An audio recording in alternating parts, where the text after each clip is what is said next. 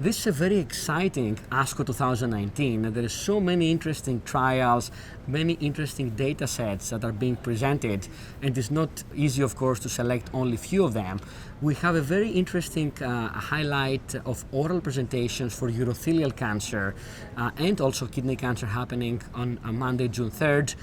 Just to mention a few examples of these very interesting trials and other data sets, there is data from a phase 3 clinical trial that Dr. Rosenberg will present evaluating the addition of bevacizumab to standard backbone of gemcitabine cisplatin chemotherapy as first-line therapy of advanced urothelial cancer.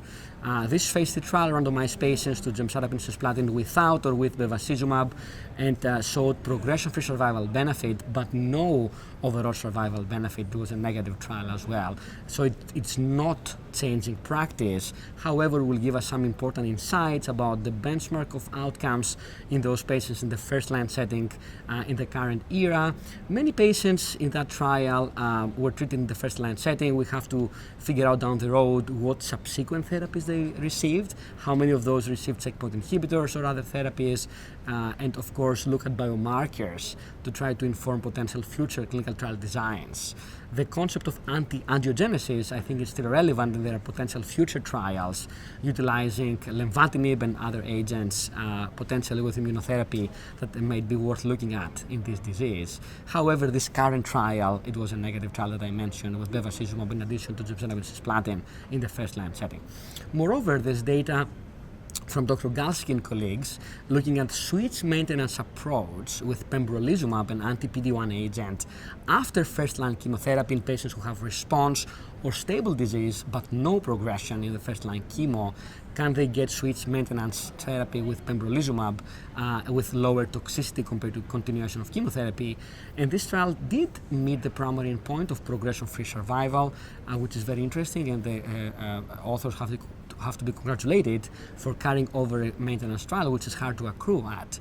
However, it's a small study, about 100 patients, and it's very hard to show overall survival differences. So I think it remains to be seen whether it will affect practice. It's probably difficult to say that conclusively, especially because it's a small trial. However, very important trial. Congratulations to the authors, and we also are awaiting a large phase 3 switch maintenance trial with avelumab, anti-PD-L1 versus best supportive care observation in the same setting as a switch maintenance approach after completion of first-line therapy in patients who finish platinum-based chemotherapy and they have response or stable disease. The data of this large phase 3 trial is still pending, and when the data comes, it has to be discussed in context of this recent study by Dr. Galsky.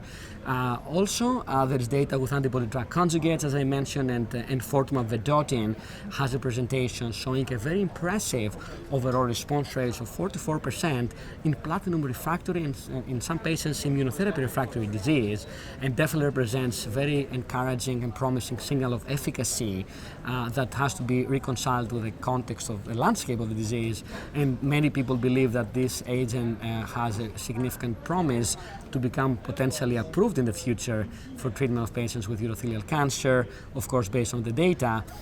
So definitely significant interest in antibody-drug conjugates of this agent, enfortumab vedotin, and another agent called sacituzumab govitecan.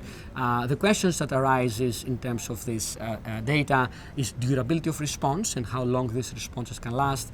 It's impressive to see that high response rates of 44%, and including patients with liver metastases, which represent an unmet need so far, that chemotherapy and immunotherapy usually don't work that much with liver metastases, and antibody-drug conjugates appear to benefit some patients. The other question will be toxicity management and side effect profile. These agents appear tolerated relatively well in many patients, but could cause some side effects, and the question is how do you optimally manage those side effects and maximize the benefit from treatment with minimizing the risk of side effects. There are many other data sets like the Coxen SWOG 1314 clinical trial in the neoadjuvant setting, many trials in kidney cancer, pembrolizumab axitinib, avelumab axitinib, many other data sets are very, very interesting.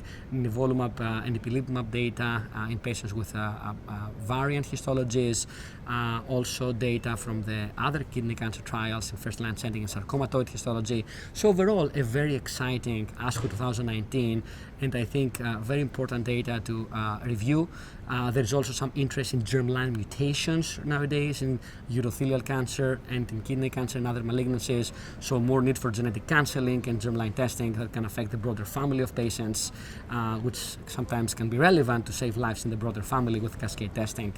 All of the above data is very exciting, and hopefully we'll have more treatment options, and eventually, we can even think about prevention options down the road for patients with genitourinary malignancies.